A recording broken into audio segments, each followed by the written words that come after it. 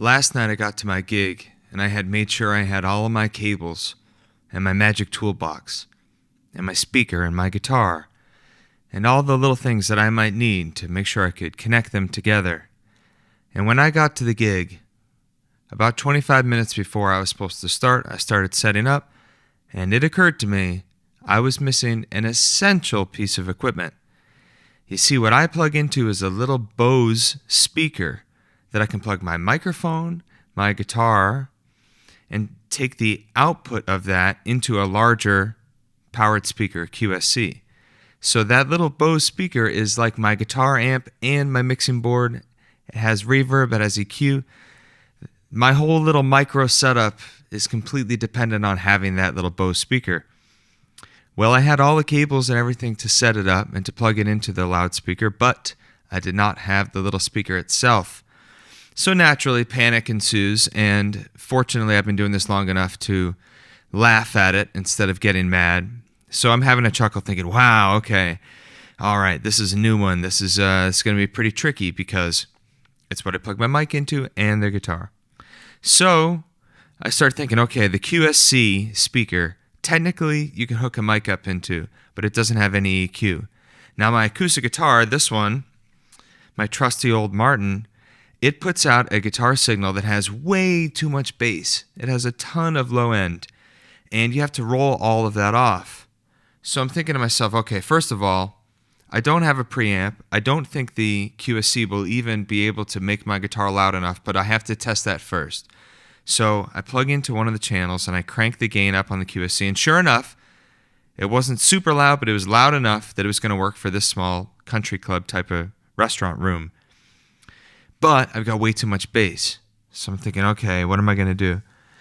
I'll have to test the mic. So I plug the mic into the other channel. Thankfully, the QSC has two inputs with individual volumes. So I'm already ahead of the game. I'm already lucky to have something I can plug into. And the mic has a little setting. You can choose like a high frequency boost or something on the QSC. So I do that, and I've still got too much low end on my vocal, but I have no EQ. Of course, I have no reverb, but at least I now have a mic and a guitar. The show is going to go on regardless. But I have to deal with the fact that the sound of my guitar is just a muddy mess. It's just all of this low end. So I start looking through the magic toolbox, and I'm thinking, what do I have that could act as an EQ? I don't have my pedals. I don't have anything. And then I see I have a wah pedal. And this wah pedal by Exotic, you can control the bass and the treble and the Q, which is like the spread. I guess you could think of the quackiness of the wah. And all of a sudden, I think quickly and think, all right, I guess if I plug in my wah pedal and I put it in the toe position, that will be the treble side that rolls off the low end. And then if I turn down a little bit of the treble and I turn up a little of the bass and I make the Q as wide as it could be, then I've kind of created an EQ pedal that'll at least shift the sound of my guitar to a more usable frequency range. So that's what I did. And with the vocal, well, on a microphone, you have something called proximity effect. So the closer you are to it, the more low end you have. So what I did was I turned it up a little louder than I would have done, and I just stayed further away from it to be able to reduce some of the low end buildup. Normally I'd be pretty close and I wouldn't mind the extra bass, but last night I had to stay off it because I had too much low end.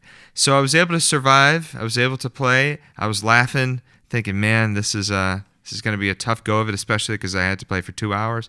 But I got through it. And I didn't say anything about anything being wrong until the end when I told my friend Mark, man, you should have seen me flying up there blind with no EQ. This is Earth Tones, episode 22. Surviving technical difficulties. That's what we'll talk about today, surviving those moments like last night. But first, a sound from our beautiful Earth.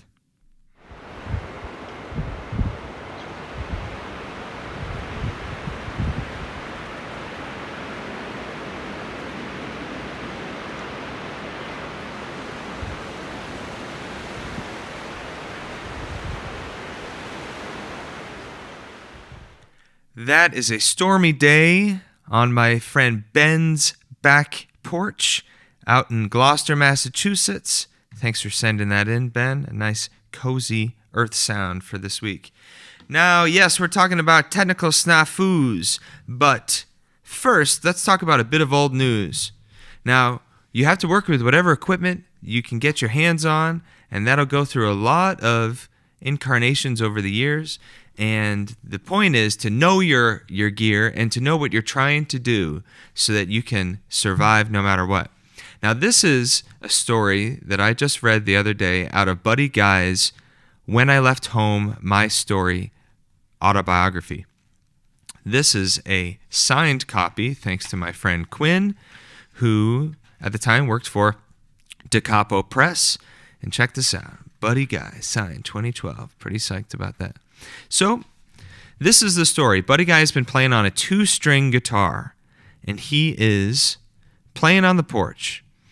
And a stranger walks by. Here's the story. "You sound like you're serious about the guitar," said a man passing by. His skin was black as coal. "I am, sir." "That there guitar looks mighty beat up," he said. "I got it from a guy who had it for a long time." "I see it's only got 2 strings. Ain't guitars supposed to have 6? "I think so," I said, "but I'm happy to have any guitar at all." "I bet if you had a good guitar, you'd get more better playing it. You'd probably get more better in a hurry." "Maybe so." "Say, son, you gonna be around tomorrow?" "Yes, sir."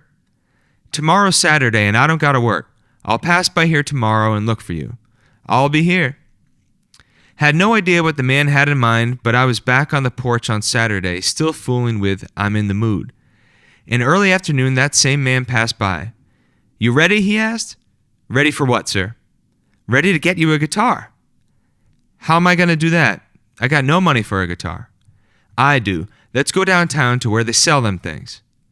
And just like that, the man took me downtown in his raggedy old car, walked me into a music store, and had me pick out a Harmony 6-string guitar. "How much is that?" he asked the store owner. $52. To me, $52 was all the money in the world. Who in hell had $52 to spend on a guitar? This man did. He reached in his pocket, pulled the cash out of his wallet, and handed it to the owner. The owner carefully counted the money. It was right. Then he handed me the guitar. All I could say was thank you. I thanked the man who bought it. I thanked the owner of the store. And in my silent mind, I thanked the good Lord in heaven. So, that's what it takes in this life, is being committed to something, and other people will recognize it, and they'll see that you're serious. And I love that story. A total stranger. He doesn't even mention the man's name. I'm not even sure if he knew the man's name. But I figured it out on the inflation calculator. That was the early 50s. $52 was something like $600 or $700 now. That's a lot of money to spend on a total stranger picking a 2-string guitar on a porch just because you can tell that they're really serious about it. So, I'm glad that there are people in the world like that, like the man who bought Buddy Guy his first 6-string guitar. And I'm glad, of course, that Buddy Guy, of course, made that man, I'm sure, very proud over the years when he found out that Buddy Guy became the legend that he still is to this day. So yeah, technical difficulties. We got to get through them no matter what. If you got 2 strings, that's all you got, well, you learn to play anyways, and that's what Buddy was doing. So the main discussion of today, the technical difficulties of this life. All right, here it is. Earth Tones, episode 22. Life is full of technical difficulties. You can make every attempt to be organized and prepared, and there will still be some sort of snafu. It is essential to be mission-oriented when dealing with these situations. The show must go on. The least helpful thing would be to get upset. Throwing blame around at others, at yourself, doesn't help the mission. Usually the biggest technical difficulties occur just before showtime. Everything is usually pretty smooth until it's too late.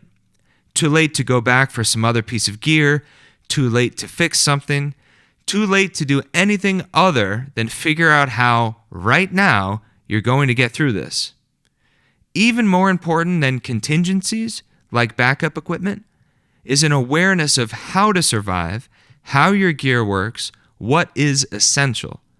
We need to be resourceful to know how this stuff works. There are workarounds for nearly every situation. The important thing is to complete the mission and to not let on that anything is wrong until after you have completed the mission. So that's the thing. By knowing my situation last night, before I even plugged in, I knew, well, there's going to be a few challenges. One is the amount of low end that's going to come off my guitar, if I can even get it loud enough by plugging it straight into the speaker. So immediately, my brain is thinking, not, oh no, how could I be so stupid? Or should I talk to the staff about how I'm going to start a half hour late because I have to go back to the studio? None of that was an option. The challenge becomes, how do I reduce low end of my guitar? If I didn't have a wah pedal, I would have had to figure it out some other way. Maybe I could have angled the speaker in a certain way. Maybe I could have played in a certain way.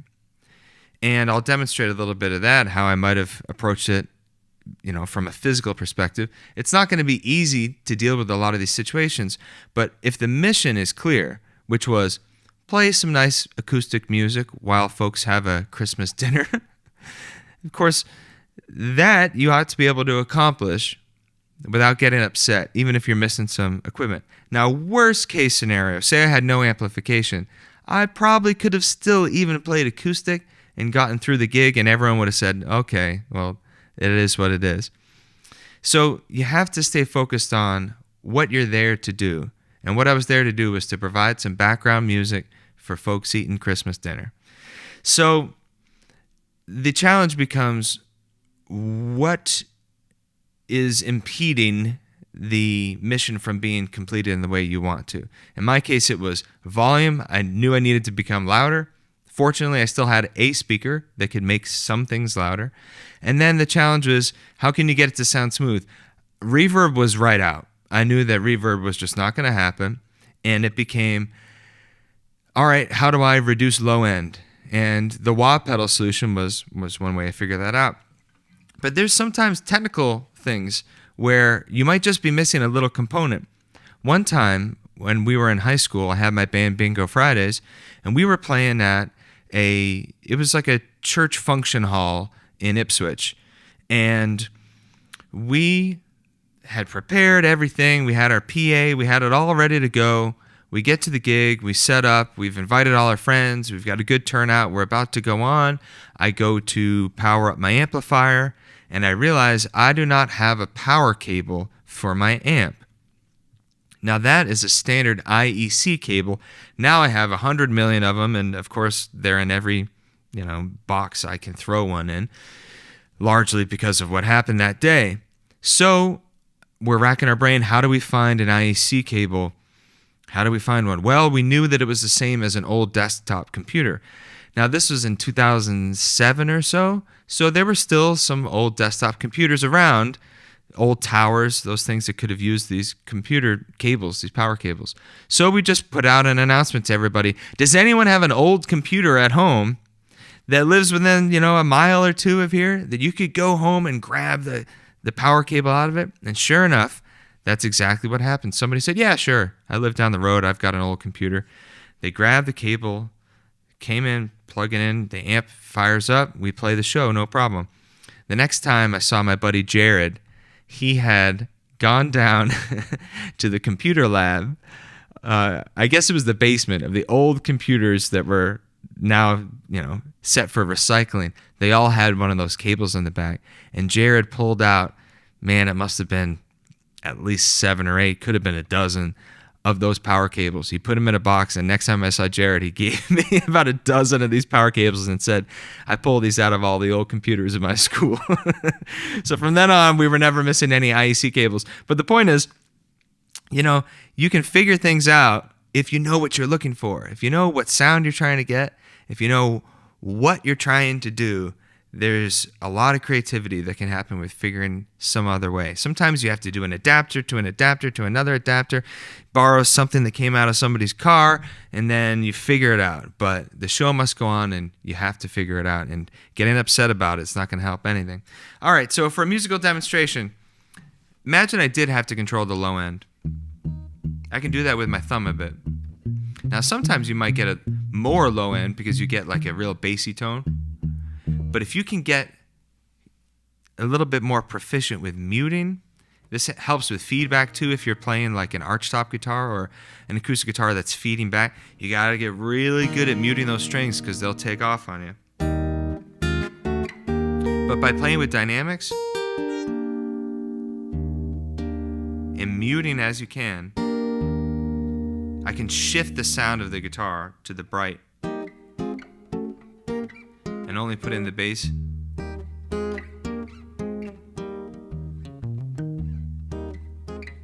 Where I need it.